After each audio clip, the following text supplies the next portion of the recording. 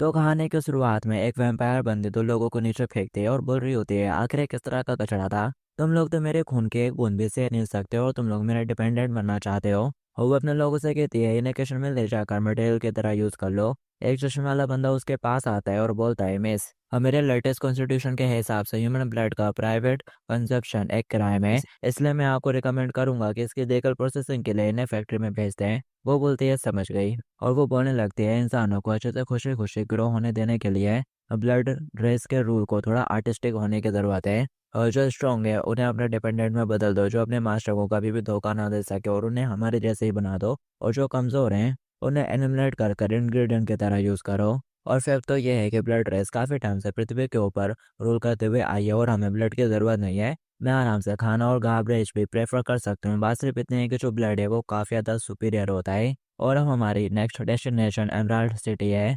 और फिर इसके बाद हमें एमराल्ड सिटी का सीन दिखाया जाता है, जहाँ पर एक बंदा किसी को जगा रहा होता है, झेंग झेंग कहते हुए, उठ जाओ। और यहाँ पर जो बंदा सो रहा है यही हमारी कहानी का एमसी है। और उसका फादर उसको उठा रहा होता है, लेकिन वो उठता नहीं, तो फिर वो उसको उठा कर हिलाना शुरू कर देता है और चला आता है, बच्चे आगे तो कब तक सोने वाला है। और तो फिर कैसे दिन में क्यों सो रहे हैं, स्कूल बहुत जल्दी शुरू होने वाले हैं। अगर तुमने पहले की तरह फिर से क्लास में नींद ली तो फिर मैं तुम्हारा ब्रेन कट कर दूंगा। और तुम अभी भी वहाँ पर क्यों बैठे हुए हो, जल्दी से आओ, कस्टमर इंतजार कर रहे हैं। वो अपना सर पकड़ा हुआ रहता है और काफ़ी हैरानी में रहता है। और फिर वो अपने बारे में बताता है, मैं भांग जैन हूँ। हमें ने तो अभी अभी अपना 25वां जन्मदिन बनाया था, मुझे तो ये काफ़ी अच्छी तरह से याद है। और उस रात मैंने एक प्रोजेक्ट पर काफ़ी देर तक काम भी किया था, लेकिन बॉस ने उसके नतीजे मुझसे छीन लिए और कंपनी ने मुझे नौकरी से भी निकाल दिया। और उस समय मेरे ऊपर होम लोन भी था और मेरे फादर अस्पताल में थे, जो कि 2 साल से बीमार पड़े हुए थे। और मेरे बैंक अकाउंट में सिर्फ 50 युआन ही बचे थे। उस समय मैं नशे में था और नदी के किनारे बैठकर अपनी लाइफ के बारे में सोच रहा था कि ये सब कुछ इस तरह से एंड क्यों हुआ। और फिर तभी मैंने देखा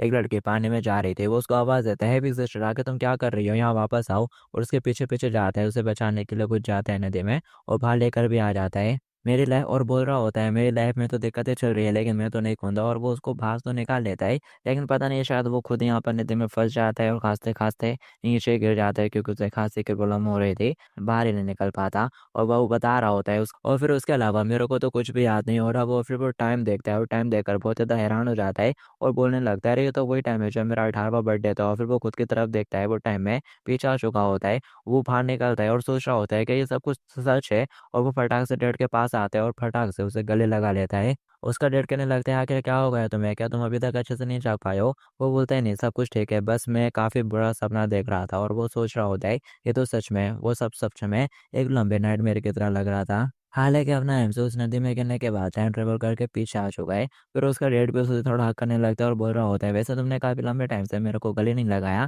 तभी कस्टमर चिल्लाते हुए कहता है कि तुम मेरे बाल काटने भी वाले हो। तो फिर वो फटाक से शन को लात मारते हुए भगा देते हैं और बोल रहे होते हैं, सॉरी सॉरी मैं अभी काटता हूँ और तू निकल, कुछ और काम नहीं है। और कस्टमर कहने लगता है, अगर वो बड़ा ब्यूटी सैलून पर आना होता और अगर मैं जल्दी में नहीं होता तो मैं इस दुकान पर कभी भी नहीं आता। अगर तुम्हारी वजह से मुझे आफ्टरनून में डिले हुआ तो फिर मैं तुम्हारी इस जगह को डिस्ट्रॉय कर दूंगा। अब ये सुनते ही चैन को गुस्सा आने लगता है, लेकिन उसका फादर उसको पीछे रहने के लिए बोलता है और उससे कह रहा होता है, ठीक है, मैं भी आपका काम जल्दी से निपटाता हूँ। और आप तो फिर मैं उस pure blooded noble soul miss U K interview को अटेंड करने के लिए चाह रहे हैं ना। और ये बात तो सभी लोगों को पता है, आप तो हमारी सिटी के टॉप 10 आउटस्टैंडिंग मास्टरों में से एक हो, इसलिए आपको तो ज़रूर डिपेंडेंट के तौर पर सिलेक्ट किया जा सकता है। अब उसकी बात है, वो खुश हो जाते हैं और बोल रहा होता है, तुम तो काफ़ी अच्छी बातें कर लेते हो, चलो अब काम करो। अब ये सारी बातें सुनकर हमसे थोड़ा हैरान हो रहा होता है। प्योर ब्लड नोबल डिपेंडेंट, क्या ये वाकई में वही दुनिया है जिसको मैं जानता था। और फिर जब वो टॉयलेट में होता है तो वो इन सारी चीज़ों के बारे में गूगल पर सर्च करता है और उसे काफ़ी सारे आर्टिकल्स मिलते हैं, जो देखकर वो हैरान हो जाता है। और बोल रहा होता है, आखिर ये सब क्या है, ब्लड, आखिर ये ब्लड फैमिली क्या है, कि ये लोग वैम्पायर हैं। और वो सर्च कर कर देखता है और फिर जो उसके सामने एक्सप्लेनेशन आती है उसको देखकर वो काफ़ी हैरान हो जाता है। हाँ, ये क्या ब्लड्स ने इंसानों के ऊपर रूल किया है, आखिर ये कैसे हुआ, क्या इंसानों के ऊपर रूल किया जा रहा है और कोई भी इससे फाइट बैक नहीं कर रहा है, आखिर एक्चुअली यहाँ पर चल क्या रहा है। और फिर वो इंसान और ब्लड इन्वेशन के वॉर के बीच के बारे में कुछ सर्च करता है, तो फिर पहले तो लोडिंग आती है और फिर साथ ही एक किलर आने लगता है और उसे क्या कहते हैं वार्निंग दिन मिलने लगती है, जो देखकर वो काफ़ी तक घबरा जाता है और फिर फटाक से हटा देता है और सोच रहा होता है सर पकड़ते हुए, आखिर ये सब क्या है, आखिर ये सब क्या है, मेरे को बहुत ज़्यादा डर लग रहा है, मैं इस दुनिया को लेकर बहुत ज़्यादा कन्फ्यूज़ हो चुका हूँ। ये वर्ल्ड है जिसके अंदर मेरा पुनर्जन्म हुआ है, ये मेरा ओरिजिनल वर्ल्ड नहीं है। और मतलब कि जिसकी बॉडी के अंदर मैं रिबर्न हुआ हूँ ये मेरी ओरिजिनल बॉडी भी नहीं है। और वो तभी उसकी बॉडी के ऊपर कुछ दाँत के निशान दिखाई देते हैं, जो देखकर वो सोच रहा होता है, "तीत के निशान, क्या ये सच है? मतलब कि मुझे काटा गया है, वो भी एक वैम्पायर के द्वारा।" कि तभी और वो दाँतों के निशान अचानक से गायब हो जाते हैं। वो भी ये देखकर हैरान हो जाता है। वो अपनी आँखें खुजाता है और सोच रहा होता है, ज़रूर शायद मैंने कोई मिस्टेक कर दी होगी या फिर कुछ और जाने लगता है उस बात को इग्नोर करता हुआ। लेकिन उसका विज़न आईने में छूट जाता है, जो कि अलग ही मुस्कुराते हुए उसकी तरफ देख रहा होता है। और फिर एक्शन में वो स्कूल जा रहा होता है और उसका डैड कहता है अच्छे से हार्ड वर्क करना। और उसका डैड एक्साइटेड होते हुए बताने लगता है कि उसे कोई सी बहुत ही बड़ी स्कूल में दाखिला मिला है, जो कि उनकी फैमिली के लिए बहुत ही ज़्यादा बड़ी बात है। ये सुनकर वो भी थोड़ा हैरान हो जाता है और फिर जो नैन्सी है वो अपने फादर को बोलता है, एक बार आपको हॉस्पिटल जाकर खुद को दिखा लेना चाहिए, मेरे को एक सपना आया था और ग्रैंडफादर ने आपको लेकर थोड़ी वार्निंग दी थी। उसका फादर कहता है ये सब तो अंधविश्वास है। बस वे कहता है एनीवेज आज आपको हॉस्पिटल जाने की ज़रूरत है, नहीं तो फिर मैं कल आपको खुद ही ले जाऊँगा। और बाय-बाय करते हुए जाने लगता है और सोच रहा होता है मेरी प्राइवेट लाइफ में ये ओल्ड मैन हॉस्पिटलाइज़ हुआ था, वो भी तब जब ये कैंसर के लास्ट स्टेज पर आ गया था। और इस बार ये जो भी गए हमें इस बीमारी को पहले से ही जड़ से ख़त्म कर देना होगा। हालाँकि जिस दुनिया के अंदर मेरा पुनर्जन्म हुआ है ये थोड़ी-सी अजीब है, लेकिन इस बार मैं अपनी लाइफ को बेकार नहीं जाने दूँगा और सब कुछ अच्छे से करूँगा और अच्छे से जीऊँगा। कि तभी पीछे से उसे कोई आवाज़ देते हुए कहता है, "हे कचड़े, हमारे रास्ते में मत आ। ये एक ऐसी जगह नहीं है जहाँ पर तुम जैसे लोग आ सकते हैं।" और वो उसकी बातें सुनकर हैरानी से उनकी तरफ देख रहा होता है। वो बंदा उसे एक और बार कहता है, "हमारे रास्ते से हट जा। ये जगह तुम जैसे लोगों के लिए नहीं है।" और वो उनको हैरानी से देख रहा होता है और सोच रहा होता है, क्या ये एलियन है? और वो सोच रहा होता है कि ये लोग मेरे को कोई लोअर पर्सन समझ रहे हैं। तभी तभी एक बंदा कहता है, "ये नोबल स्कूल हायर रैंक वाले स्टूडेंट्स के लिए स्थापित किया गया है, जो कि ए रैंक के हो या फिर उससे ज़्यादा के हो, इसलिए प्लीज़ यहाँ से दफ़ा हो जाओ।" उनकी बात सुन के वो कहता है, "अरे हाँ, याद आया, मेरी जेनेटिक रैंक मैंने कहीं तो इसे देखा था।" और फिर वो अपना आईडी निकालता है जिसमें उसकी जेनेटिक रैंक सी होती है। और वो सोचता है ये तो बस सी है, आखिर मैं इसे फिर कैसे एवेल्युएट कैसे करा सकता हूँ। कहते में लोग उसे धक्का देने लगते हैं और बोल रहे होते हैं, "आगे तुम किसका इंतज़ार कर रहे हो? जल्दी से दफ़ा हो जाओ।" और वो पीछे मुड़ के कुछ करता है, इतने में एक बंदा उसे आवाज़ देता है, "वांग चैंग, तुम्हारी तबीयत ठीक नहीं लग रही है, यहाँ पर आ जाओ।" उस चश्मे वाले बंदे को देखकर एम से कहता है, "अरे तुम वैंग चैंग।" और याद करने लगता है, "मेरे प्राइवेट लाइफ में हम कॉलेज के दिनों से ही एक दूसरे को जानते थे और मैं तो उस समय एक चिड़चिड़ा और स्कम्बैग बनने के राह पर था। जबकि वैंग चैंग एक टॉप लेवल का स्टूडेंट था। जब मैं स्टूडेंट था तो मैं स्मोकिंग करता था, ड्रिंकिंग करता था और कई सारे लोगों के साथ घूमता था और उस समय मेरे को लगता था जैसे कि मैं तो इनविंसिबल हूँ। हालाँकि फिर ऑफ कोर्स सोसाइटी ने मेरे को एक ज़ोर का लपड़ मारा था और मैं उस समय अपनी सबसे ज़्यादा गरीब वाली सिचुएशन में पहुँच गया था और फिर मैंने डेस्परेट होकर उन लोगों को मैसेज करा, जिनको मैं अपना बडीज़ मानता था और मैंने सोचा था कि मेरे को उनसे कुछ पैसे उधार मिल सकते हैं। लेकिन फिर मुझे पता चला यहाँ पर तो सिर्फ मैं ही था जो कि उन्हें अपने ब्रदर्स की तरह मानता था। सभी लोगों के बस सॉरी वाले मैसेज आ रहे होते हैं और कोई भी उसे पैसे नहीं देता। बस उस चश्मे वाले बंदे को छोड़कर उसने उसको 5,000 युआन ट्रांसफ़र कर दिए होते हैं और उसने उसको मैसेज भी करा होता है, "अरे कोई भी दिक्कत नहीं है।" जो देखकर वो सोच रहा होता है ये टेक्स्ट आखिर ये कौन है? और अब कहानी फिर समझ में आ जाती है। वो कह रहा होता है, "उस समय तो मैं इस बंदे को लगभग भूल ही गया था।" तो इस बार वो उसको अच्छे से गले लगाता है और बोल रहा होता है, "अरे तुम तो मेरे सबसे अच्छे क्लासमेट वेंग चेंग हो। मैंने तुमको बहुत ज़्यादा मिस करा, चलो वहाँ पे चलकर बात करते हैं।" और वो उसको लेकर साइड में हट जाता है और आसपास का माहौल देखकर कह रहा होता है, "आखिर हम लोग किसको वेलकम कर रहे हैं? क्या ये लोग गॉडेस हैं?" वो कहता है, "वांग प्लीज़ मेरे को थोड़ा छोड़ दो।" वो उससे कहता है, "अरे आप लोग तो ब्रदर्स हैं, शर्माने की इतनी ज़रूरत नहीं।" तो यहाँ पर चश्मे वाला बंदा बताता है, जिस गॉडेस के यहाँ पर स्वागत करने की तैयारी की गई है वो लॉर्ड यू है। वो एक प्योर ब्लडेड नोबल मैन है और जो कि एमरेड सिटी में अपनी फैमिली को ढूँढने के लिए आई है।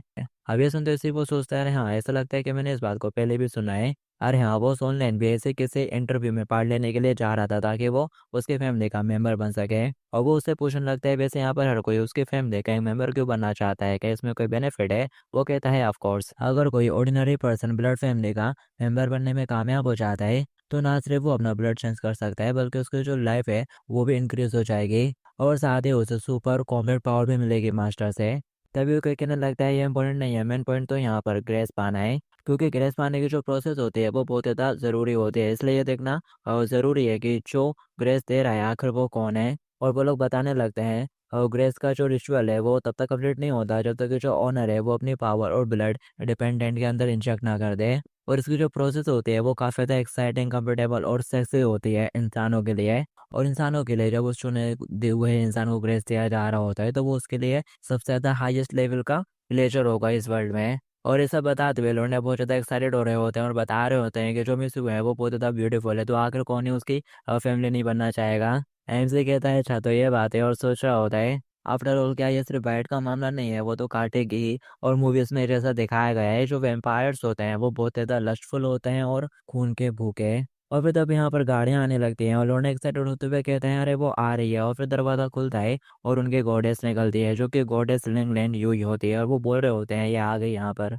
और अब यहाँ पे लोग उसके बारे में बातें करना शुरू कर देते हैं कि जो लिंग लैंग हुई है और वो इस शहर के सबसे ज़्यादा इंपॉर्टेंट गेस्ट है और प्योर ब्लड के नोबल है। ज़रा देखो तो कितने बड़े बड़े लोग उसके एंट्रेंस को अटेंड करने के लिए यहाँ पर हैं। और यहाँ पर सभी लोग उसको देखकर काफ़ी ज़्यादा एक्साइटेड हो रहे होते हैं, लेकिन जो एम से वो अपने दोस्त को पकड़ता है और बोलता है एनीवेज इन सबका अपन के साथ कोई भी लेना देना नहीं है। जल्दी स्कूल जाना, ज़्यादा से ज़्यादा सीखना, इस दुनिया में अपनी ताकत को बढ़ाना इस समय ये सबसे ज़्यादा इंपॉर्टेंट है। और वो सोच रहा होता है पिछली लाइफ से सबसे ज़्यादा इंपॉर्टेंट होने वाले सबक यह है कि कोई भी हर कोई दूसरों पर डिपेंड रहने के बारे में नहीं सोच सकता। अपन लोगों को सिर्फ खुद के ऊपर ही डिपेंड रहना चाहिए, क्योंकि बाहरी ताकतें तो एक दिन गायब हो जाएंगे चाहे वो उस समय कितनी भी शानदार क्यों ना हो। और एंड में अपन लोग ही रह जाएंगे जो कि स्ट्रगल कर रहे होंगे। और यहाँ पर सब लोग उसके फैमिली बनने के लिए इकट्ठा हो रहे हैं। क्या तुम सभी लोग क्या बस उसके सर्वेंट बन के नहीं रह जाओगे? अगर जीना है तो जियो, अगर मरना है तो मर जाओ। वैसे भी इन सारे लोगों से मेरा कुछ भी लेना देना नहीं है। कि तभी एकदम से पीछे बहुत बड़ा धमाका होता है और जिसका इम्पैक्ट इतना होता है कि वहाँ पे जितने भी लोग खड़े थे सभी आजू बाजू उड़ के कहीं ना कहीं से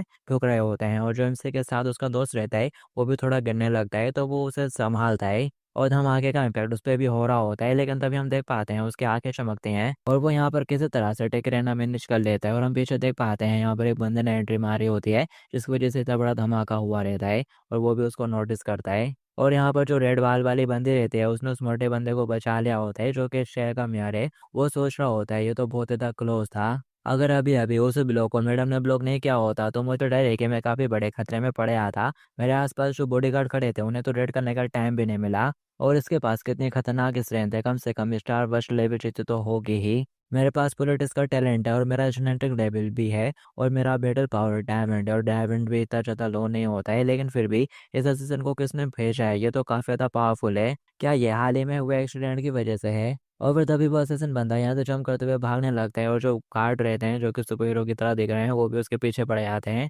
और रेड बाल वाली बोल रही होती है खुलेआम हमला करना और ऐसे ही भाग जाना, क्या यही तुम्हारी सिटी का आर्मी लेवल है? तो अब यहाँ पर मिरर को उसके सामने शर्मिंदा होना पड़ जाता है। और फिर तभी उसकी नज़र एमसी को वो पड़ती है और वो बोल रही होती है वेल ये तो इंटरेस्टिंग है, यहाँ पर कोई बंदा है दूसरे तो खुद को प्रोटेक्ट भी नहीं कर पाए थे, लेकिन ये बंदा इसने तो खुद को भी प्रोटेक्ट कर लिया और साथ ही दूसरे को भी प्रोटेक्ट कर लिया और बस खून की थोड़ी सी उल्टी हुई, इंटरेस्टिंग। तभी पीछे से एक बंदा उसको आवाज देते हुए कहने लगता है मिस लिंग लैंगवे, मैं इस अकेडमी में जीनियस हूँ जिसका जेनेटिक लेवल सबसे ज़्यादा हाई है और मैं आपको सर्व करने के लिए एकदम तैयार हूँ, और मैं तो कल आपकी मीटिंग में भी गया था। और तब यहाँ पर दूसरे लोग भी कहने लगते हैं मुझे ले लो मुझे ले लो, हम भी आपकी फैमिली का हिस्सा बनना चाहते हैं। वो उन लोगों से पूछती है क्या तुम्हें पता है कि जेनेटिक क्लासेस क्यों होती हैं? तो वो पर्पल वाला ही बंदा बताता है जो इंसानी जिन से वो कमज़ोर होते हैं और ग्रेस मिलने की जो प्रोसेस है वो उससे मारे भी जा सकते हैं। इसलिए उनके जन्म से ही जो ह्यूमन रेस है उनको जेनेटिक लेवल में डिवाइड कर दिया जाता है और ये लेवल 5 लेवल में डिवाइडेड हैं। और जिस बंदे का जेनेटिक लेवल जितना ज़्यादा हायर होगा और वो ब्लड के एजेंट्स के साथ उतना आसानी से फ्यूज हो पाएगा और उनका डिपेंडेंट बन पाएगा, उसके ज़्यादा चांसेस रहेंगे। और जैसे कि मैं एक क्लास का हूँ, अगर मैं तुम्हारी ग्रेस को एक्सेप्ट करता हूँ तो मेरे सक्सेस होने के रेट 90% रहेंगे, जबकि जो ये क्लास वाला रहेगा उसके सक्सेस होने के रेट बस 10% ही रहेंगे। और इसलिए ही जेनेटिक लेवल ही आपकी फैमिली बनने का गेट है और ये हमारे लिए ऑनर की बात है। और वो बोलती है तुमने काफ़ी अच्छा कहा, लेकिन तुमने एक मेन पॉइंट तो मिस ही कर दिया। तो ये जो बात कही है वो टारगेट के हिसाब से है और ऑर्डिनरी ब्लड के लिए है। और जो प्योर ब्लड नोबल्स होते हैं उनके लिए ऐसी कोई भी लिमिट नहीं होती। और जो प्योर ब्लड वाला पर्सन है अगर वो अपना आशीर्वाद ग्रेस देता है तो इससे कोई फर्क नहीं पड़ता कि सामने वाली पार्टी का जेनेटिक लेवल कोई सा भी हो, सक्सेस रेट हमेशा 100% ही रहेगा। और दूसरे शब्दों में अगर मैं अपना ग्रेस देती हूँ तो फिर वो चाहे एक क्लास का हो या एक क्लास का हो, मेरी नज़रों में तो सब इक्वल ही हैं, सेम ही रहेंगे, कोई भी डिफरेंस नहीं होगा मेरे लिए।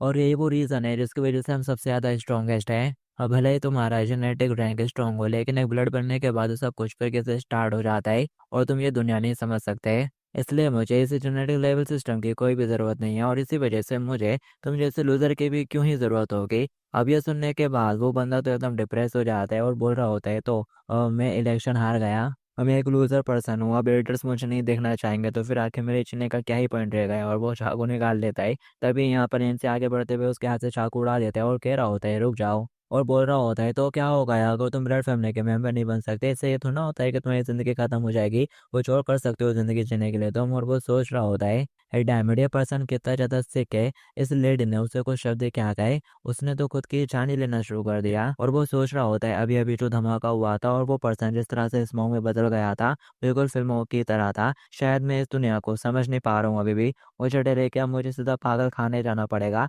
लेकिन जैसा झटका इन लोगों को लगा है, लगता है कि इन लोगों को भी मेंटल हॉस्पिटल जाने की ज़रूरत है। और तभी वो बंदा उसी की तरफ भी बढ़ने लगता है और बोल रहा होता है आखिर तुम ऐसी बातें क्यों कह रहे हो, आखिर तुम जानते ही क्या हो और तुम्हारी हिम्मत कैसे हुई मेरे को रोकने की, खुद को ख़त्म करने से, मैं तुमको मार डालूंगा। लेकिन वो साइड में हट जाता है और वो जमीन पे गिर जाता है थप करके और साथ ही जोर जोर से रोना शुरू कर देता है। वो उसको देख ही रहा होता है कि तभी वो रेड वाली लेडी उसके करीब आ जाती है और उसके होठों से खून निकाल कर टेस्ट करती है और बोलती है यम्मी, आज रात मेरे मेंशन में आ जाना, मेरे को और चाहिए, ठीक है। और फिर वो दूसरे लोगों से भी कहती है यहाँ पर खड़ा हर एक पर्सन, हर किसी को मेरे घर में आने का मौका मिल सकता है, आज रात दूसरा ऑडिशन होगा, तुम लोग इसे री टेस्ट की तरह भी समझ सकते हो। और जो भी जीतेगा उसे रात भर वहीं मेरे साथ रुकने का मौका मिलेगा, मैं तुम्हारे चिल्लाने का इंतजार कर रही हूँ। और ऐसा बोलकर वो गाड़ी में बैठकर निकल जाती है और प्रेसिडेंट बता देते हैं उन लोगों को कि कब कहाँ और कैसे आना है, और चिल्ला रहा होता है ज़रा मेरे लिए रुको। और वो सोच रहा होता है वो तो चली गई, अब मैं खतरे में पड़ सकता हूँ, मैं भी निकल लेता हूँ जल्दी से यहाँ से। और अब यहाँ पर सभी लोग फिर से चेहरा पूछ आते हैं क्योंकि उनको रीटेस्ट का मौका मिला होता है। और वो ये सब देखकर सोच रहा होता है कि इन लोगों का क्या मतलब है, जिस ढंग से उसने वो बात कही थी वो तो बिल्कुल सेक्सुअल हैरेसमेंट लग रही थी।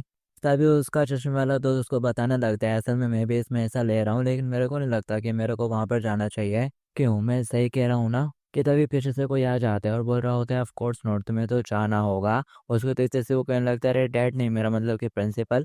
और पीछे खड़े एमसी ने भी अभी नोटिस कर लिया होता है और वो सोच रहा होता है तो यहाँ का प्रिंसिपल इसका फादर है। वैसा देखा जाए तो एक नज़र में ये दोनों काफ़ी ज़्यादा सिमिलर तो लगते हैं। और वो कह रहा होता है सभी घायल लोगों को अस्पताल ले जाओ और तुम लोग मेरे साथ आओ, मुझे तुमसे कुछ बात करनी है। और अब जबकि रीटेस्ट होने वाला है तो हमें एक प्रोसेस सेट करनी होगी। और फिर इसके बाद दिखाया जाता है ये लोग कॉन्फ्रेंस रूम में होते हैं जहाँ पर वो सबको एक लेटर दे रहा होता है, पेपर, और बोल रहा होता है इसको पर साइन करो। और फिर जैसे एमसी को मिलता है वो देखकर काफ़ी ज़्यादा हैरान हो जाता है। ये एक लाइफ एंड डेथ का सर्टिफिकेट होता है, इस पे साइन करवाया जा रहा होता है, मतलब कि मिसलिंग का जो डिसेंडेंट डिपेंडेंट बनने का सिलेक्शन है, अगर उसमें कुछ हो जाता है तुम्हारी ज़िंदगी को तो इसके लिए तुम खुद ही जिम्मेदार रहोगे, ऐसे कुछ होता है और साइन करने को बोला जाता है। और अब ये देखकर एमसी की बिल्कुल फट चुकी होती है, वो सोच रहा होता है ये तो एक रीटेस्ट था ना, तो आखिर ऐसे किसी चीज़ के ऊपर साइन क्यों करवाया जा रहा है, मेरे को अब थोड़ा डर लग रहा है। और वो बोलने लगता है प्रिंसिपल क्या मैं अपना आवेदन वापस ले सकता हूँ। वो कहता है अब इसके लिए बहुत ज़्यादा देर हो चुकी है,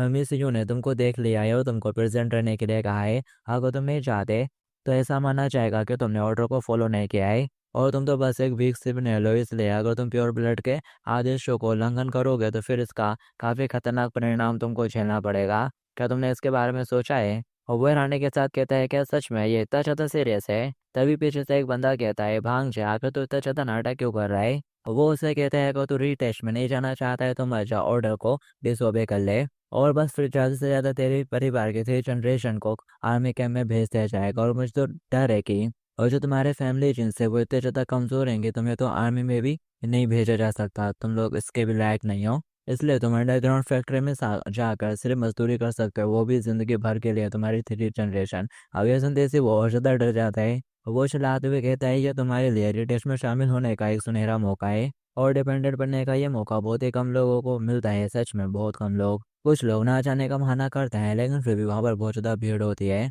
प्रिंसिपल मैंने इस लेटर को साइन कर दिया है। और वो एमसी से कहता है वैंग जे अगर तेरे अंदर गट्स हैं तो फिर तू भी वहाँ पर आ जा, अब लोग वहाँ पर हेड टू हेड कंपटीशन करेंगे और जो विनर होगा वो डिपेंडेंट बन जाएगा, लेकिन अगर तुम हार जाते हो तो तुम्हारी मौत भी हो सकती है। और इतना बोलने के बाद वास्तव वहाँ से चला जाते हैं और फिर यहाँ पर सिर्फ 3 लोग ही बचते हैं। उसका बेटा कह रहा होता है डैड क्या मुझे साइन करना चाहिए। और वो पूछता है वैंग चेंग क्या तुम भी उसके एक फैमिली मेम्बर बनना चाहते हो। वो कहता है मुझे नहीं पता, मैं काफ़ी ज़्यादा कमज़ोर हूँ और मैं फाइट भी नहीं कर सकता। और डैड मैं तो वहाँ पर जाना भी नहीं चाहता शायद। उसका डैड कहता है लेकिन अब बहुत ज़्यादा देर हो चुकी है। एम से कहता है प्रिंसिपल अंकल और मुझे समझ में नहीं आ रहा है अगर ये टेस्ट वाकई में इतना ज़्यादा खतरनाक है तो इतने सारे लोग वहाँ पर जाने ही क्यों चाहते हैं, क्या वो सभी लोग मरना चाहते हैं। और वो बोलता है मुझे लगा था कि लिंग यू ने मेरे बेटे की बारी चुनने का फैसला यूं ही मन मर्जी से किया है, कौन जाने क्या होगा। अरे चलो छोड़ो, अभी मैं तुमको बता देता हूँ। और जो ब्लड डिपेंडेंट्स है वो एक गैलोरी का सिंबल होता है, कोई भी ऑर्डिनरी सिटीजन इस स्टेटस को मैच नहीं कर सकता। और प्योर ब्लड नोबल फैमिली बहुत ज़्यादा हॉरेबल है। एग्जाम्पल के लिए ब्लड्स के पास लोगों से फंड इकट्ठा करने का और आर्मी तैनात करने का राइट होता है, और वो लोग अपने प्राइवेट आर्मीज भी बना सकते हैं और साथ ही एक आलिशान मेंशन भी बिल्ड कर सकते हैं। और जो डिपेंडेंट्स रहते हैं वो ब्लड के स्पोकमैन्स होते हैं। तो ऐसे में एक स्मॉल सिटीजन एक स्टेट इंस्टीट्यूशन से कैसे फाइट कर सकता है? वो कहता है क्या प्राइवेट आर्मी आखिर ऐसा कैसे हो सकता है, आप ऐसा कैसे होने दे सकते हो? क्या वो लोग इस लैंड के एम्परर हैं? और वो बोलता है क्या इस देश के एम्परर बड़े हो जाओ, क्या तुम्हें अभी भी नहीं पता है? इस वर्ल्ड को 7 रॉयल कोर्ट्स द्वारा कंट्रोल किया जाता है और सारी पावर इन्हीं रॉयल कोर्ट्स में डिवाइडेड है। और जो ब्लड है वो तो सीधे इनसे कनेक्टेड है। और जिससे प्योर नोबल ब्लड को तुम आज डिसोबे करने चाह रहे थे, और वो भी इंपीरियल कोर्ट की एक मेंबर है, और साथ ही बैरोन की यू की डॉटर, और जो कि एक्चुअल हमारा पावर होल्डर है। क्या तुम्हें अब बात समझ में आ रही है? अब ये सुनने के बाद उसको थोड़े पसीने छूटते हैं। वो सोच रहा होता है ये दुनिया तो कम्प्लीटली चेंज हो गई है, लेकिन मैं तो बस अच्छी तरह से पढ़ाई करना चाहता हूँ, कड़ी मेहनत करना चाहता हूँ और अपने वाइफ और बच्चों के साथ एक नॉर्मल सी ज़िंदगी जीना चाहता हूँ, और साथ ही अपने फादर का अच्छे से ख्याल रखना चाहता हूँ, और इन सब चीज़ों से मेरा ज़्यादा लेना देना नहीं है। और फिर साथ ही वो अपना सर पकड़ते हुए कहता है जो कि मैं मना नहीं कर सकता, तो आज रात के लिए मैं हार मान लेता हूँ। अरे जल्दी हार मान लो, घर जाओ और सो जाओ। तभी प्रिंसिपल कहता है तुम कभी भी सीधे हार नहीं मान सकते। वो ये सुनकर थोड़ा हैरान हो जाता है और बोलने लगता है क्यों?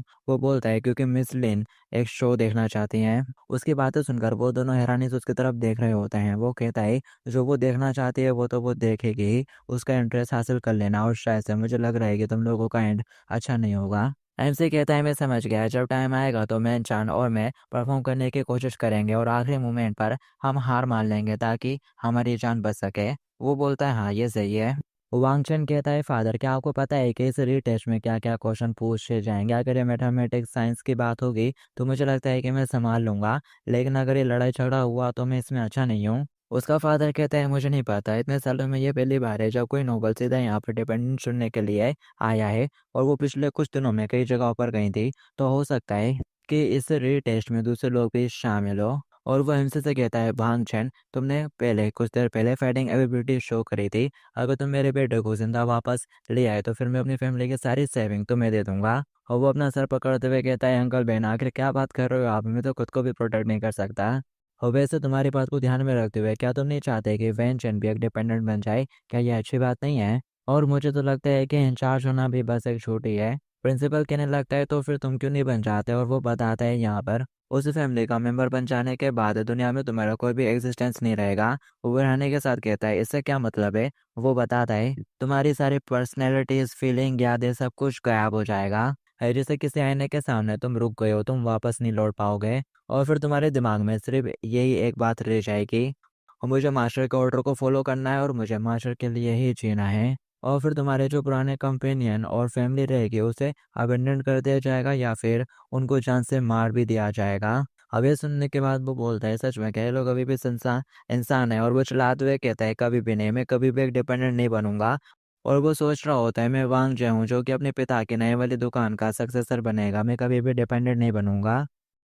और फिर इसके बाद फ्यूचर गेम से बता रहा होता है मेरा नाम भांग जय है और मैं एक ऑर्डिनरी पर्सन हूँ जो कि क्रॉस ओवर कर एक अलग ही वर्ल्ड में आ गया है। पहले तो मैंने सोचा था कि मैं टाइम ट्रेवल करके बस अपने ही वर्ल्ड में पीछे आ गया हूँ, लेकिन फिर बाद में मेरे को रियलाइज हुआ कि ये तो मेरी दुनिया तो है ही नहीं और इस वर्ल्ड में कोई न्यू ब्लड रेस एग्जिस्ट करती है। और मैं तो बस मेहनत करके स्टडी करना चाहता था, थोड़े पैसे कमाना चाहता था, अपने फादर का इलाज कराना चाहता था और एक सिंपल सी जिंदगी जीना चाहता था। लेकिन दिखाया जाता है वो सिर्फ वैम्पायर घर के कमरे में होता है और पूरी तरह से घबराया हुआ रहता है। वो उसे कहते हैं लिटिल इंडिपेंडेंट अब तुम ग्रेस लेना स्टार्ट कर सकते हो, जबकि वो घबराया हुआ अभी भी कोने में बैठा हुआ रहता है और सोच रहा होता है आखिर चीज़ इस तरह से कैसे हो गई, और वो अभी भी वहीं के वहीं जमा हुआ रहता है। तो फिर यहाँ पर वो खुद आगे बढ़ती है और बोलती है लिटिल छे मैं वो इंतजार नहीं कर सकती। वो उसको गिराकर उसके ऊपर आ जाती है और बोलती है चलो अब स्टार्ट करते हैं। कि वो चिल्ला रहा होता है नहीं रुको प्लीज कोई मेरी हेल्प करो। और फ्यूचर अलाइम से बता रहा होता है मैंने बिल्कुल भी नहीं सोचा था कि बात यहाँ तक पहुंच जाएगी, अगर मैं वहीं मर जाता तो ज़्यादा अच्छा होता। और ये वो सो कोल्ड री टेस्ट और फिर खाने पे प्रेजेंट में आ जाते हैं जहाँ पर वो सभी लोग टेस्ट देने के लिए इकट्ठा हो चुके होते हैं। और एक बटलर होता है जो कि खुद को बटलर आर बताता है और सभी लोगों का इस टेस्ट में स्वागत करता है और बताता है कि यहाँ पर पार्टिसिपेंट की संख्या 58 है, लेकिन सिर्फ 20 लोग ही में से सोल्डन के कमरे में एंटर कर सकते हैं और बाद के लेवलों में पार्टिसिपेट ले सकते हैं। और जो कोई भी इसके अंदर एंटर करेगा मैं मानता हूँ कि वो हैंडसम और टैलेंटेड बंदा होगा और मैं उम्मीद करता हूँ कि तुम लोग अपना बेस्ट करोगे और मिस सोलरेन को एक बहुत ही अच्छी परफॉर्मेंस दोगे। एमसी सोच रहा होता है यहाँ पर तो बहुत सारे लोग हैं और वो प्रिंसिपल की बात याद करता है, उसने बताया होता है। और मुझे डर है कि ऑडिशन में कम से कम 2 से 3 लेवल तो होंगे ही। और जहाँ तक मुझे पता है मिस इस पीरियड को हर तरह से मजे करना पसंद है, वो सिर्फ एक लेवल से सेटिस्फाइड तो नहीं होगी। इसलिए मुझे कम से कम पहला लेवल तो पास करना ही होगा, वरना ये लोग मुझे कचड़े की तरह ट्रीट करेंगे। फर्स्ट लेवल को पार करना तो कंपलसरी है। और 58 में से सिर्फ 20 लोग ही आगे बढ़ सकते हैं। यहाँ पर सक्सेस रेट तो आधे से भी ज़्यादा कम है। एक बंदा चिल्लाते हुए कहता है, लॉर्ड आर आखिर ये कॉम्पिटिशन कब शुरू होगा और हम लोगों को इस तरह से कम्पीट करना है, प्लीज जल्दी से इसे शुरू करिए, मैं तो इंतजार ही नहीं कर सकता सोल्डन सामा से मिलने के लिए। और दूसरे लोग भी कह रहे होते हैं मैं भी, इसलिए चलो जल्दी से स्टार्ट करते हैं। चश्मे वाला बंदा कहता है, असल में रिव्यू की शुरुआत तो उसी पल से हो गई थी जब तुमने इस मिशन के अंदर कदम रखा था। इसलिए जिन भी लोगों ने अभी बिना परमिशन में के शोर मचाया वो सभी के सभी अभी बाहर निकल जाओ। और वो इशारा करता है तो उसके लोग आगे बढ़ने लगते हैं और ये देखकर वो सभी लोग चौंक जाते हैं। वो आगे बोलता है, फैमिली का मेंबर बनने का पहला कदम यही है कि तुमको पूरी तरह से आज्ञाकारी होना चाहिए और ये जानना चाहिए कि किस तरह से बिहेव करना है। और एक नौकर के तौर पर मालिक के बिना परमिशन के शोर मचाना ये वाकई में अपमानजनक है। अब ये सुनते से वो लोग और ज्यादा घबराने लगते हैं। बिल्डर अपने लोगों से पूछता है, तुमने कितने लोगों की आवाज़ सुनी थी जो कि जोर से बोल रहे थे? वो कहता है 32 लोग। वो बोलता है क्या इतने सारे? और वो बंदा कहता है उनमें से कुछ लोग सिर्फ सॉरी नहीं बचा रहे थे बल्कि हवेली में कदम रखते से ही वो लोग आपस में फुसफुसाते हुए बातें भी कर रहे थे। वो कहता है अच्छा तो ऐसी बात है, लेकिन ये नंबर तो बहुत ज़्यादा है और मेन कोर्स के स्टार्ट होने से पहले ही 26 लोग बचे हैं। तो क्या फिर ऐसे में अगले लेवल में सिर्फ 8 लोग के बाहर नहीं किए जाएंगे मिस लोरेन को? अब इसमें उतना ज़्यादा मज़ा नहीं आएगा, तो इस बारे में कैसा रहेगा? अभी 5 लोग, अभी जिन 32 लोगों के नाम अनाउंस किए गए थे उनमें से 5 लोग रिडक्शन बैटल में पार्टिसिपेट कर सकते हैं। अगर तुम लोग जीत चाहते हो तो फिर तुमको एलिमिनेट नहीं किया जाएगा। अब ये सुनते से वो लोग थोड़े खुश हो जाते हैं कि अभी भी उनके पास एक मौका है। वो कहता है वेरी गुड। तो अब रिडक्शन बैटल स्टार्ट होती है और वो बताता है ये जो सर्कल बना हुआ है इसके अंदर सिर्फ 5 लोग ही बचने चाहिए, क्या ये आसान नहीं है? और फिर उसके बाद आप लोग फ्रीली कम्युनिकेट कर सकते हैं। अब ये सुनने के बाद इनसे सोचता है, अरे ये क्या, ये ऐसा नहीं है कि एक दूसरे को मारना किस्मत से वेंचन और मैंने बिल्कुल भी शोर नहीं बचाया था और ना ही आपस में बात करी थी और इसलिए हम लोग बच गए थोड़ा सा। और यहाँ पर तो तीसरे लोग हैं इसलिए पंचिस से उनको हरा पाना मुश्किल रहेगा। कि तभी वो देखता है यहाँ पर एक बंदा अचानक से ब्लेड निकाल कर एक बंदे के आर पार ही कर देता है और बोल रहा होता है, देखो 32 लोगों में से सिर्फ 5 लोग ही अगले राउंड में एंटर कर सकते हैं, वो भी एक एक करके।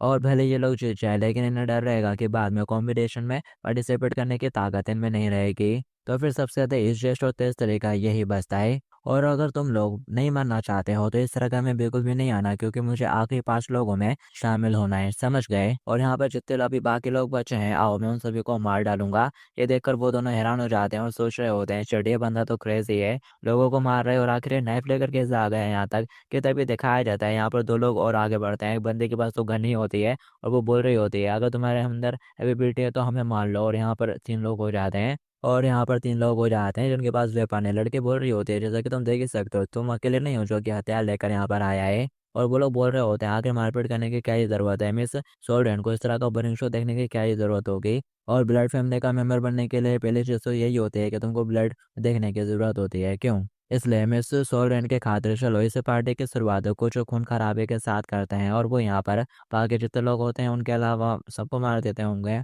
और फिर यहाँ पर आखिर में सिर्फ 5 लोग ही बचते हैं जो कि इस बैटल को जीत जाते हैं। लेकिन तभी दिखाया जाता है एक पर्सन होता है जो कि हल्का सा हिल रहा होता है, तो वो उसके सिर में शूट कर देती है और बोलती है अब यहाँ पर वाकई में कोई नहीं बचा है। वो बटर स्माइल करते हुए कहता है वेरी गुड मिस यू, तुम्हारे परफॉर्मेंस से वाकई में काफ़ी तक खुश हो गई, अपने टीम में वापस चले जाओ। ये सुनकर वो लोग भी काफ़ी तक खुश हो जाते हैं और फिर उन लोगों के साथ ही आकर खड़े हो जाते हैं। और एमजे सोच रहा होता है क्रेजी, ये लोग तो बिल्कुल पागल है। तभी वो बंदा उनकी तरफ देखता है और बोल रहा होता है क्या हो गया, ऐसे क्या देख रहे हो? तुम लोगों के क्लीन लुक को देखने से लग रहा है कि तुम लोग तो स्टूडेंट हो, है ना? और वो बोलता है हंसते हुए, चलो आज मैं तुमको एक लेसन सिखाऊंगा और बताऊंगा कि ये सोसाइटी कितनी ज़्यादा खतरनाक है, इसलिए बाद में रोना शुरू मत कर देना। अब ये देखकर चैंकी तो फट चुकी होती है, वो तो सोच रहा होता है अब सब कुछ खत्म। कि तभी वो उसके कंधे पे हाथ रखता है और बोलता है डरो नहीं, शांत हो जाओ। अब उन लोगों ने ऑलरेडी एक राउंड पास कर लिया है, इसलिए अगले राउंड में आप लोग हार मान लेंगे और पीछे हट जाएंगे। अब ये सुनते से वो थोड़ा चैन के सांस लेते हैं और कहने लगता है हाँ हाँ। तभी वो बटलर बोलता है अब सिर्फ 31 लोग ही बचे हैं टोटल, तो चलो अब कंपटीशन का फर्स्ट राउंड शुरू करते हैं। अब ये सुनते से वो दोनों शौक जाते हैं, क्या फर्स्ट राउंड?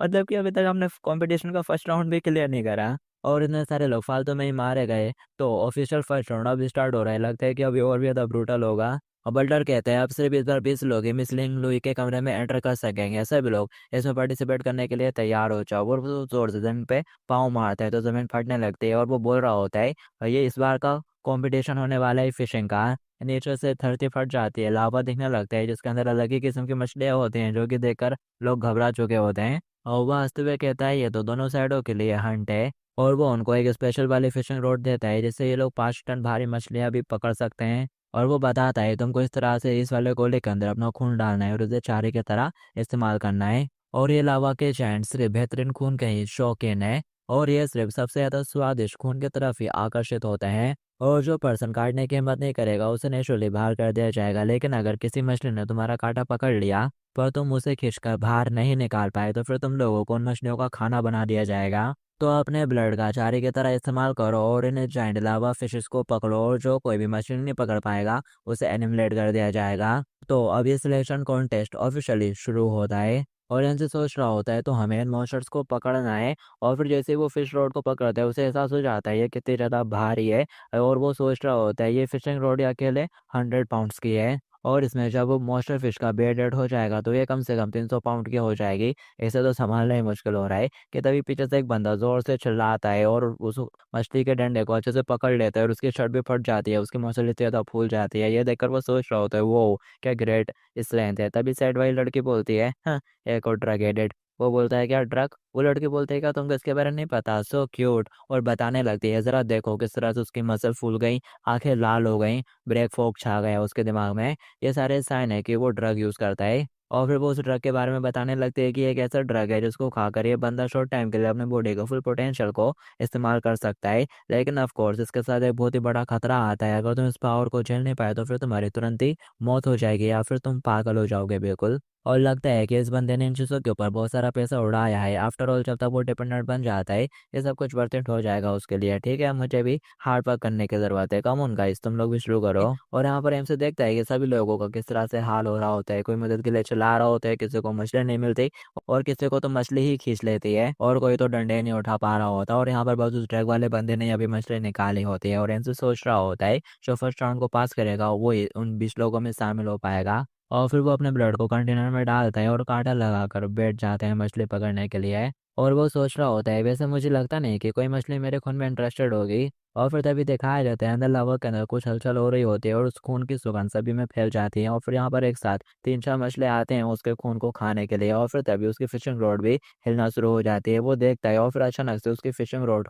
बहुत जोर से नीचे की तरफ खींचना शुरू हो जाती है। वो कहते हैं वो लगता है कि आगे है मछली और वो जोर लगाकर खींचना शुरू कर देता है और वेंगशन भी उसमें इसकी हेल्प कर रहा होता है। नीचे का प्रेशर बहुत ज्यादा होता है, दोनों की खींचने में हवा टाइट हो रही होती है लेकिन वो कहता है अपन को लगाना पड़ेगा जोर। और वो खींचता है तो दिखाया जाता है इससे 4-5 मछलियां आ जाती हैं। एक ने उसका कांटा चबाया होता है तो बाकी सारी मछलियां उसको पकड़ होती हैं और वो ये लोग खींच रहे होते हैं और बोल रहे होते हैं ये ऐसे काम कर रहे हैं हमें उन्हें खींचना ही होगा। और फिर वो एकदम से खींचकर मछली निकाल लेता है और बोल रहा होता है वो ये काम कर कर गया। और वो भी देखकर कह रहा होता है ये सब लोगों ने कर दिखाया। कि तभी वो देखकर थोड़ा हैरान हो जाता है और एम से भी यहाँ पर बाकी की मछलियाँ कूद कूद कर उस मछली को पकड़ने लगते हैं जिससे कि इनका वेट बढ़ जाता है। वो कह रहा होता है शिट सब खत्म हो गया और वो एकदम से नीचे ही जाने लगता है। कि तभी वो पीछे से उसको पकड़ के संभाल लेता है और फिर इनसे भी अपना जोर लगाता है और ये लोग कुछ ऐसे पोजीशन में आ जाते हैं मछलियों को खींचने के चक्कर में। और नीचे कम से कम 4-5 मछलियाँ होती हैं जिनको ये लोग खींच रहे होते हैं और वो बोल रहे होते हैं अरे तो बहुत ज़्यादा टू मच है। और फिर यहाँ पर इनसे अपना पूरा जोर लगा देता है और यहाँ पर मछली का डंडा भी हल्का सा चटकने लगता है और लोगों के लिए बहुत ही ज़्यादा मुश्किल हो रही होती है। एमसी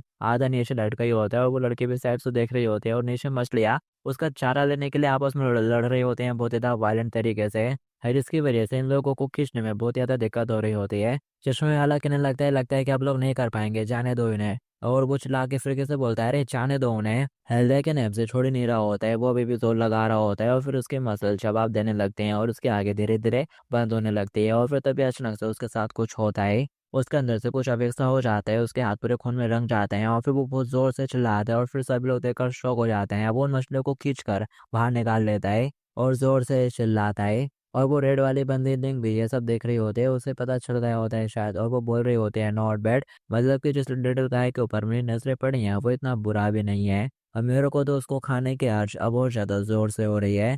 और दूसरी तरफ बाकी सभी लोग भी एमसी को देखकर बहुत ज़्यादा चौंके हुए रहते हैं। उसने यहाँ पर एक साथ 6-7 मछलियाँ पकड़ ली होती हैं और वो दोनों नीचे पड़े-पड़े हाँफ रहे होते हैं और वो देख रहे होते हैं उनकी मछलियों को। और फिर एक बंदा पास आते हुए कहता है, "सच में तुम कितने ऑसम हो यार, मेरे को विश्वास नहीं होता कि तुमने एक बार में इतनी सारी पकड़ ली।" और फिर एक को उठाने लगते हैं और बोल रहा होता है, "ज़रा देखो तो ये मछली कितनी अजीब है और साथ ही कितनी ज़्यादा स्ट्रॉन्ग भी।" तभी एमसी चिल्लाते हुए कहता है, "उससे दूर हट जा" और उठने लगता है। अब ये सुनते से वो लोग सीरियस होकर उसकी तरफ देखना शुरू कर देते हैं। एमसी उठता है और बोल रहा होता है, "मैंने कहा उससे दूर हट जा।" वो लोग बोलने लगते हैं, "यंग मैन, तुम्हें इतना ज़्यादा भी घमंडी होने की ज़रूरत नहीं है। तुम्हें ने तो सारी की सारी मछलियाँ निकाल कर यहीं पर जमा कर ली हैं, तो आखिर हम उन्हें कहाँ से पकड़ेंगे? और अगर तुम थोड़ा-थोड़ा सबके साथ बाँट भी लोगे, तब भी तुम्हारे पास पास होने के लिए काफ़ी बचेगा।"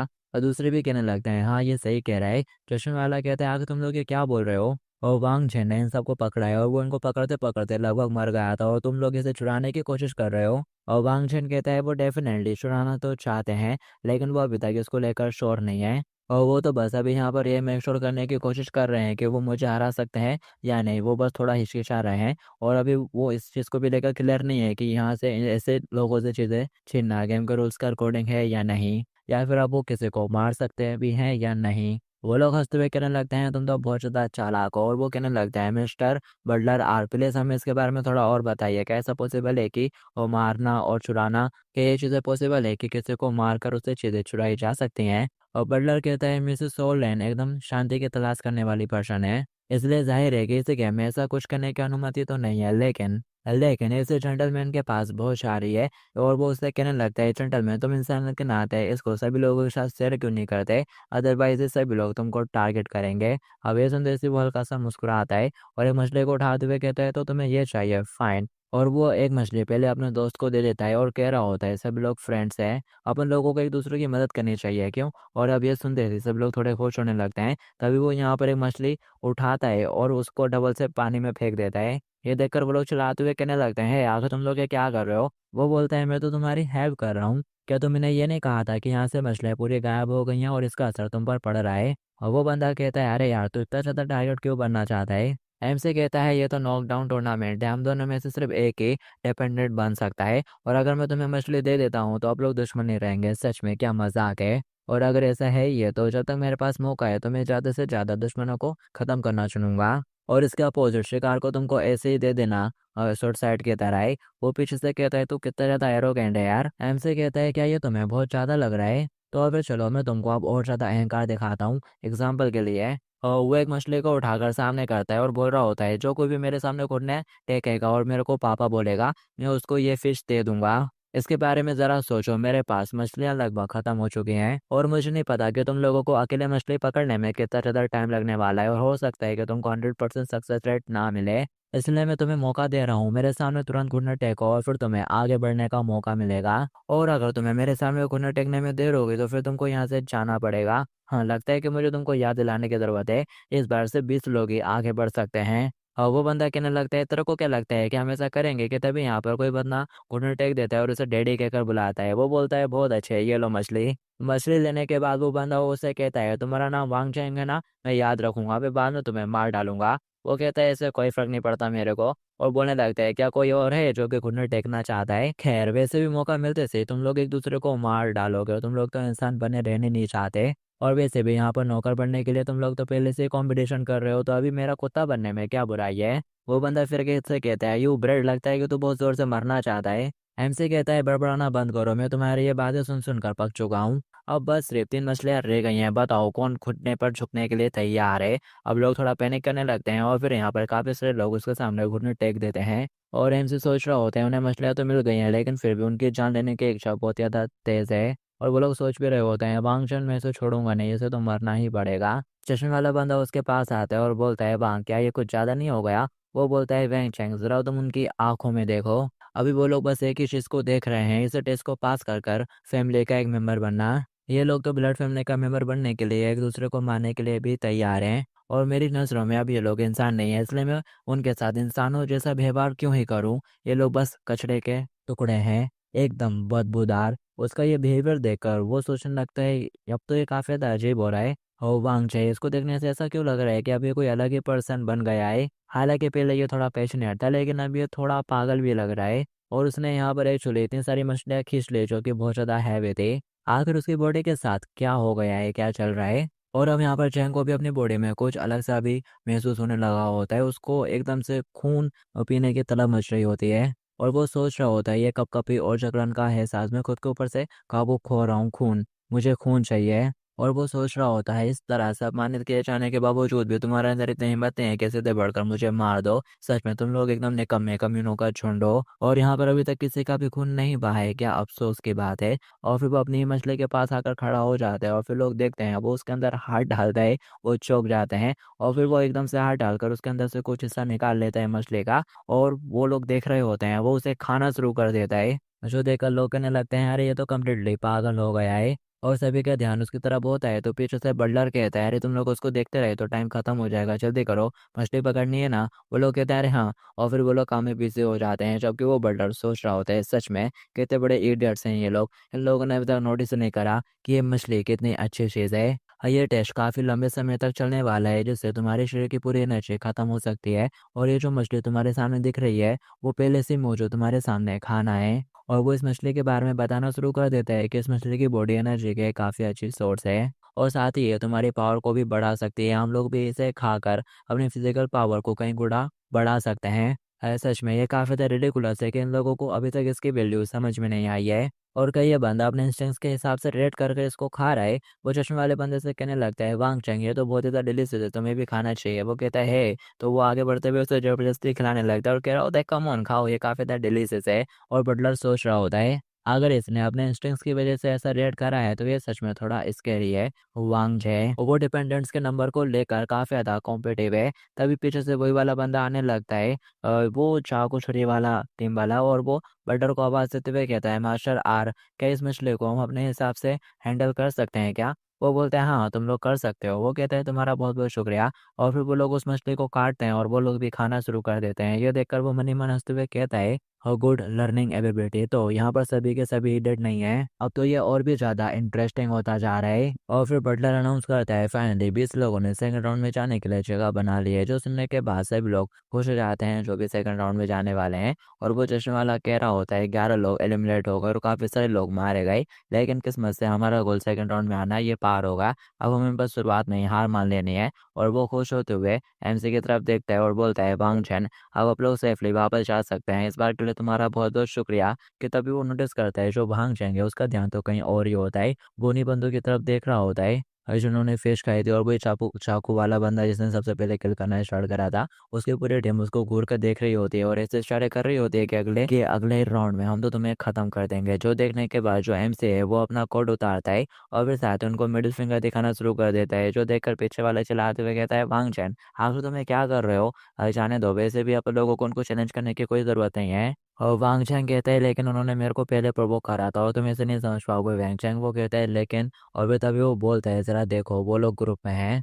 अगले राउंड में पहुंचने वाले 20 में से ज़्यादा लोग पहले से एक दूसरे को जानते हैं और वो एक टीम में हैं। और बेशक अकेले रहने वाले लोग भी हैं, लेकिन मुझे इसके बारे में पहले ही सोच लेना चाहिए था। ये लोग इस तरह से हथियार लेकर घूम रहे हैं मानो इन्हें नियम बहुत पहले से ही पता है। और मैंने अभी अभी इंटरनेट पर देखा ऐसे अफवाहें चल रही हैं, कुछ ऐसे इंसान भी है जिन्होंने इंडिपेंडेंट बनने के बाद भी अपनी फैमिली को सपोर्ट करना शुरू कर दिया और कुछ सीक्रेट एक्सपोज किए और अपने ज़्यादा से ज़्यादा लोगों को टॉप तक पहुंचाया। और ये लोग काफ़ी ज़्यादा क्रूर और ऑर्गेनाइज है, फैमिली मेंबर की पोजीशन ऑलरेडी उनकी पॉकेट में है। और वैंग चैंग कहता है इसका हमसे कोई भी लेना देना नहीं है।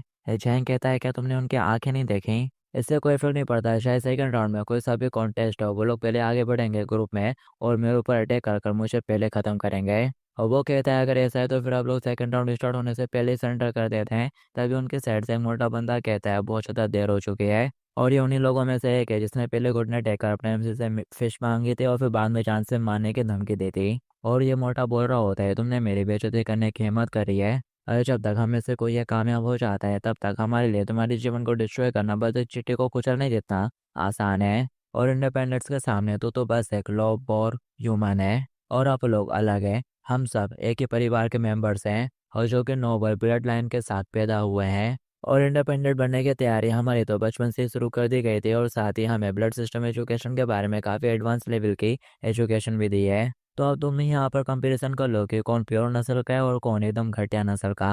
एमसी कहता है अच्छा तो क्या ये रीज़न है जिसकी वजह से तुमने पहले लोगों को मारना शुरू कर दिया था। तुम लोग तो बिल्कुल भी इंसान नहीं रह गए हो, क्यों? मैं से कह रहा हूँ ना वांग चैंग। और वो सीरियस होते हुए कहता है कभी कभी और जो इंसान नहीं रहते वो जीने के लिए क्वालिफाई नहीं होते। अब उसकी ये बात सुनते से सब लोग हंसना शुरू कर देते हैं और कह रहे होते हैं उससे चढ़ाते हुए, अरे मैं तो डर गया। सुनने से तो ऐसा लग रहा है कि तुम सबको मार डालेगा। चाकू वाला बंदा कहता है बस बहुत हो गई बकवास, ये बंदा तो बस एक डरपोक चिकन है। ध्यान देने लायक तो बाकी लोग हैं। यहाँ पर हमारे अलावा भी कुछ लोग हैं जिन्हें एडवांस में इंफॉर्मेशन मिल गई थी और वो लोग वेपन कैरी करके आ गए। लेकिन अपन को अपनी क्षण को बिल्कुल भी नहीं गिरने देना है। वो बंदा कहता है हाँ हाँ समझ गए, और तुम हमें से सबसे ज़्यादा स्ट्रॉन्गेस्ट हो यार।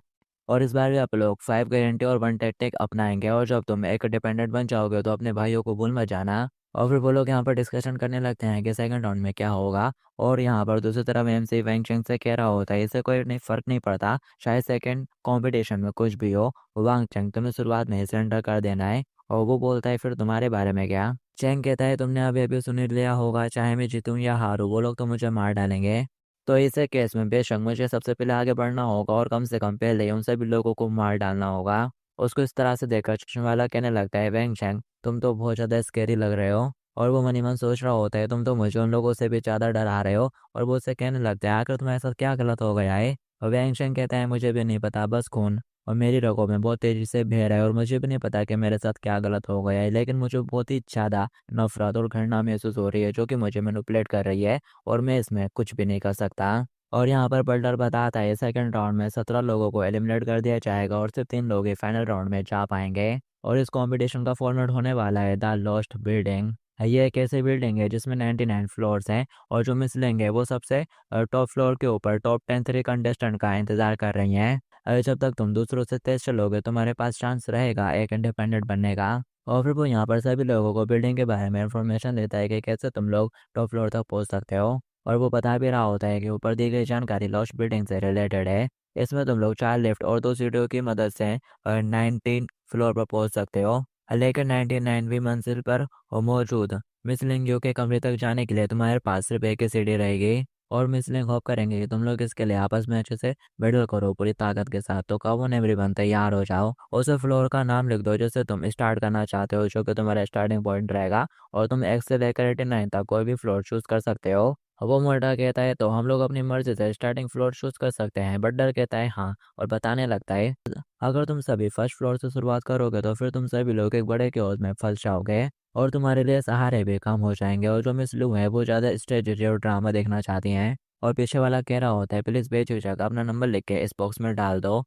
और वो मोटा कहता है इसे केस में बेशक अपन लोगों को 89 का ही चुनना चाहिए ताकि शुरुआत में ही अब लोग टॉप पर रहें और सीधा बस 10 मंजिल तक जाने के लिए आगे बढ़ें और जीत हासिल कर लें। और दूसरा बंदा कहता है तुमने ऐसा कह तो दिया, लेकिन ज़रा इसके बारे में सोचो, सभी लोग भी तो ऐसे ही सोच रहे होंगे। इसके रिजल्ट में 89वें फ्लोर पर ये केओस मच जाएगा। और वो बोलता है तो क्या? दूसरा बंदा कहता है ज़रा सोचो, अगर कोई जानबूझकर नीचे वाले फ्लोर पर रहना चुनता है और जबकि सब लोग ऊपर वाले फ्लोर पर लड़ रहे होंगे, तो फिर जब लड़के सब लोग थक जाएंगे फिर वो ऊपर आएगा और बची हुई सारी गंदगी को साफ कर देगा। और इसके बारे में ज़रा सोचो, जो लोग आखिर में बच जाएंगे वो काफ़ी ज़्यादा थक चुके होंगे और साथ ही बहुत ज़्यादा घायल भी होंगे। तो क्या ऐसे में यही बेहतर नहीं होगा कि किसी और की लड़ाई खत्म होने का इंतजार किया जाए और फिर उसके बाद ऊपर जाया जाए? और वो कहने लगता है लेकिन फिर दूसरे लोग भी तो ऐसे ही सोचेंगे, ये तो प्रॉब्लम है। और फिर वो मोटा छुरी वाले से पूछने लगता है आर्ट अपन लोगों को कैसे चॉइस करना चाहिए? अपन लोग तो यहाँ पर बहुत सारे लोग हैं तो मिलकर बस 89 फ्लोर चुन लेते हैं और फिर बाकी सभी लोगों को निपटा देंगे। और फिर साथ ही वो लोग थोड़ा सीरियस होते हुए सोचने लगते हैं। चैन कहने लगता है अब सब कुछ खत्म हो गया, अगर वो साथ में रहते हुए इनवाइंसिबल हो जाएंगे। जी हाँ, हो जाए क्यों ना आप लोग साथ में सरेंडर कर दे। और वो कहते हैं नहीं, आप लोग साथ में ये नहीं कर सकते। वो पूछता है ऐसा क्यों? और वो कहता है इनफेरिटी। वो बोलता है कि तुम्हारा मतलब वो लोग आपस में लड़ेंगे? चैन कहता है ये तो ऑब्वियस सी बात है कि सिर्फ एक ही बंदा डिपेंडेंट बन सकता है। अगर वो सचमुच इतने ज़्यादा एकजुट हैं तो वो मोटा आदमी अपने साथी से एक मछली मांगने की बजाय मेरे सामने घुटने टेक कर मछली क्यों मांगता? इन लोगों के दिलों में वो इस वक्त अभी एक दूसरे को मारने के बारे में सोच रहे हैं। वो कहता है अच्छा, और फिर साथी वो हमसे से पूछने लगता है चैन तुम किस मंजिल से शुरुआत करना चाहोगे? और वो बोलता है कि मैं वैसे मैंने ऑलरेडी डिसाइड कर लिया है। और फिर ये लोग यहाँ पर वांग चैन की शर्ट निकालते हैं जिसमें रैंडम लिखा होता है। और ये देखकर वो बटलर हैरान हो जाता है और बोल रहा होता है ये बच्चा तो वाकई में काफ़ी ज़्यादा करेज वाला है, या फिर उसने इतना सा भी स्ट्रगल करने का वही नहीं करा। और जो भी हो गया तुमको 89 तक अचानक से खेलते जाने का डर नहीं है? बॉक्स वाला बंदा पूछने लगता है तो फिर आप लोग उसके साथ क्या करें, कौन सा फ्लोर दें? वो कहता है आज तारीख कौन सी है? वो बोलता है 17। और वो कहता है तो फिर इसे 17वीं फ्लोर पर भेज दो, वांग चेन का स्टार्टिंग पॉइंट 17 फ्लोर होगा। और वो बंदा कहता है ठीक है। और फिर नेक्स्ट दिन में बिल्डर कह रहा होता है तो अब सभी लोगों ने अपना फ्लोर चूज कर लिया है सिवाय वांगचन को छोड़कर, जो कि फिलहाल के लिए टेम्पररी सिलेंडर करना चूज कर रहा है। तो उसको हटाकर 19 कंटेस्टेंट बचे हैं और तुम सभी लोगों को मेरी तरफ से गुड लक। मिस लिंग लेंगुई तुम्हारा इंतजार कर रही हैं, तो चलो अब शुरू करते हैं। और फिर सभी के नीचे एकदम से पोर्टल टाइप का कुछ खुलता है और वो लोग वहां से टेलीपोर्ट होकर उसी बिल्डिंग के रैंडम वाले फ्लोर में जाने लगते हैं। और फिर यहाँ पर एमसी जैसे ही अपनी आंखें खोलता है वो खुद को एक फ्लोर पे पाता है और वो देखता है तो वो 17 फ्लोर होता है। वो कहता है अच्छा तो ये मेरा स्टार्टिंग फ्लोर है। ये 17 फ्लोर की सीट है, लगता है कि टेम्परेरी तौर पर थोड़ा सुरक्षित है। कि तभी यहाँ पर एकदम से एक बंदा आ जाता है और वो उसको भी एहसास हो जाता है। वो बोलता है लगता है कि यहाँ पर कोई है। और वो तभी सामने से एक बंदा भागते हुए उसकी तरफ आता है और सिलेंडर से उसके ऊपर वार करने लगता है, लेकिन वो साइड में होकर बच जाता है और ऊपर सीढ़ियों की तरफ भागना शुरू कर देता है। तो वो भी उसके पीछे पीछे लग जाता है। लेकिन तभी अचानक एम से एकदम से पीछे मुड़ते हुए वापस आता है और उसके छाती पे जोर से लात मारता है, जिससे वो सीधा सीढ़ियों से नीचे गिरता है। और एमसी को उसका वो आग बुझाने वाला सिलेंडर मिल जाता है जो कि साइड में ही पड़ा था। वो उसको उठा लेता है और उसका सर फोड़ने का लगता है। वो घबरा जाता है और कह रहा होता है रुक जाओ प्लीज प्लीज, मैं सिलेंडर करता हूँ और मुझे पता है कि मैं गलत था। तो अब ये सुनने के बाद वो रुक जाता है और वो बंदा सांसें भरते हुए सोचता है मेरी जान बच गई, आखिर इस बंदे के साथ क्या गड़बड़ है। अब मेरी बॉडी को मेरी फैमिली ने काफी ज्यादा स्ट्रेंथन करा है ट्रेनिंग के जरिए, यहाँ तक कि एक फिटनेस कोच भी मेरे को हरा नहीं सकता। लेकिन जब इसने मेरे को किक मारी मुझे बिल्कुल ऐसा महसूस हुआ जैसे कि मेरी सारी नसें टेंडेंस डिस्ट्रॉय हो गई हो। क्या ही खतरनाक फोर्स थी। जैन कहता है तुम तो उसी छोटी टीम में से एक हो ना, क्या तुम मेरे को कुछ बताना चाहोगे। और फिर नायक से मैं वो सीटों पे चढ़ते हुए और ऊपर जा रहा होता है और सोच रहा होता है मेरे को एक बहुत ज़्यादा इंपॉर्टेंट इंटेलिजेंट मिली है, मतलब कि एक जानकारी मिली है जिसके हिसाब से उनकी टीम ने इनकी जो टीम थी 10 लोगों की उन्हें 5 ग्रुप में बांट दिया गया है। उनमें से 3 लोग एडा नाम की लेडी के साथ 89वीं मंजिल पर गए हैं, जबकि बाकी के लोग 20वीं 40वीं 60वीं और 80वीं मंजिल के आसपास हैं, ताकि वो दूसरों को आगे बढ़ने से रोक सके। और वो देखता है अभी वो 5th फ्लोर पर आ गया होता है और वो सोच रहा होता है खुफिया जानकारी के हिसाब से इस फ्लोर पर कोई गार्ड तो होना ही चाहिए। ये क्या है, यहाँ पर तो कोई भी नहीं लग रहा है। और फिर साथ ही आगे बढ़ते हुए वो उन लोगों के बारे में और ज़्यादा सोचने लगता है और बता रहा होता है कि उसको क्या पता चला है कि जो 79वीं और 89वीं मंजिल है वो सबसे ज़्यादा खतरनाक वाली जगह है और लगभग सभी लोग वहीं पर इकट्ठा होंगे। और मैं तो बस आराम से धीरे धीरे चल रहा हूँ क्योंकि मैं तो ना ही डिपेंडेंट बनना चाहता हूँ और ना ही मैं हार मानकर इस खेल को छोड़ना चाहता हूँ, इसलिए मैंने रैंडम चुना था। और यहाँ पर फिर जैंग सोचता है कि मेरे अंदर कुछ तो अजीब चल रहा है। मुझे ऐसा लगा जैसे कि मेरे अंदर कोई तो था जो कि बहुत ज़्यादा बेताब होकर आगे बढ़कर उन्हें डिस्ट्रॉय करना चाहता था और इसके लिए वो मुझे मजबूर कर रहा था। और इस साथ ही वो अपना सर पकड़ लेता है और बोल रहा होता है मेरा सर ये बहुत ज़्यादा हार्ड हो रहा है, मुझे हल्के से चक्कर आ रहे हैं। और वो तभी वो देखता है उसके हाथ की नसें एकदम बड़ी बड़ी हो जाती है, रेड कलर की और दिखने लगती है। वो हैरान हो जाता है और सोचता है आखिर ये सब क्या चल रहा है। मेरी आँख है उसे यहाँ पर अलग ही गोले गोले से टाइप में दिखने लगता है सब कुछ, और हम देख पाते हैं ऊपर कोई पर्सन होता है शायद वो ये सब कर रहा हो। और वो बंदा एकदम से नीचे आने लगता है और सोच रहा होता है इसका काम तो हो गया, और वो बताता है कि उसके पास किसी तरह की हिप्नोसिस टेक्निक है जो कि काफ़ी ज़्यादा कमाल की है। और उसके पास इस रैंक के चेंज भी हैं जिससे वो लो रैंक के लोगों को आसानी से हिप्नोटाइज कर सकता है। और इसका इरादा है अपने अपोनेंट्स को हिप्नोटाइज कर कर स्लेब बना लेने का। और वो बता रहा होता है इसलिए मैं यहाँ पर घात लगाकर बैठा हुआ था 46वीं मंजिल पर, ऐसे शिकार की तलाश में जिसका मैं इस्तेमाल कर सकूं। तो अगर मेरे पास ऊपरी मंजिल तक पहुंचने के लिए काफी सारे गुलाम बन गए तो फिर मिसलिंग हुई पक्का मुझसे पर्सनली तौर पर मिलेंगे और मेरा फर्स्ट वन तू बनेगा। और वो नीचे आते से उसके कंधों पर जोर से हाथ मारता है और अपने हिप्नोसिस स्किल को एक्टिवेट कर लेता है और बोल रहा होता है पीछे मत मुड़ना, एकदम रिलैक्स हो जाओ, गहरी सांस लो, अपनी आंखें बंद करो और फिर धीरे धीरे खोलो। कि तभी वो एकदम से मुड़कर उस बंदे की तरफ देखता है, वो थोड़ा चौंक जाता है। तभी एम्स उसको गले से पकड़कर दीवार से टिका देता है और बोल रहा होता है तो तू ही वो रीजन है जिसकी वजह से मुझे ऐसा महसूस हो रहा था, हाँ। और वो उसके पेट में उधर का मुक्का मारता है। वो चिल्लाते हुए कहता है नहीं तो तुम गलत समझ रहे हो। और वो सोच रहा होता है आखिर मेरा हिप्नोसिस इसके ऊपर काम क्यों नहीं किया, कि इसके जीन्स मेरे से ज्यादा हायर के हैं। और वो कहने लगता है तो ये तू है जिसकी वजह से मेरी ये हालत हो रही है। जल्दी से मेरी जो आंखें ये लाल हो रही हैं और जो मेरी भैंस से निकल निकल कर दिख रही हैं इन्हें जल्दी से रिमूव कर। वो कहने लगता है अरे मैंने वाकई में ये नहीं करा है। और बताने लगता है कि मैं तो बस हिप्नोसिस कर सकता हूँ और मैं तो हिप्नोटाइज करने की कोशिश कर रहा था, लेकिन मैं नहीं कर पाया। और वो उससे बोलता है और मैंने वाकई में तुम्हारे साथ कुछ भी नहीं करा है और मेरे को यहाँ पर मानना एकदम यूजलेस होगा, इसलिए क्यों ना चलो अपन दोनों ग्रुप बना लेते हैं, अलाइंस बन जाते हैं और मिलकर टॉप फ्लोर की तरफ बढ़ते हैं। लेकिन इतने में वो उसके पेट में उधर का मुक्का मार देता है जिससे वो अपना पेट पकड़कर घुटनों पर आ जाता है और साथ ही बेहोश होकर नीचे गिर जाता है। और अब यहाँ पर छह को एक अलग से तलब बसने लगती है। उसका खुद के ऊपर काबू नहीं रहता। वो उसकी गर्दन देखकर उसकी तरफ बढ़ने लगता है लार टपकाते हुए। कि तभी एंड मोमेंट पर उसको होश आ जाता है। वो खुद को संभालते हुए एकदम से पीछे हट जाता है और सांसें भरते हुए कह रहा होता है खुद से, आखिर अभी मैं ये क्या कर रहा था। और फिर जैसे ही वो उसकी गर्दन की तरफ देखता है, उसके मुंह से फिर से लार टपकने लगती है। वो खुद को मारते हुए कहता है, अरे क्या हो रहा है मुझे, क्या मैं पागल हो रहा हूँ। और वो वहां से उठ के फटाक से भागना शुरू कर देता है और बोल रहा होता है, मेरे को जल्दी से यहाँ से निकलना है। और अपने फादर के शव को याद करने लगता है। सोच रहा होता है कि मेरे को वहां पर जाना है भागते भागते, कि तभी एकदम से उसका पाँव फिसलता है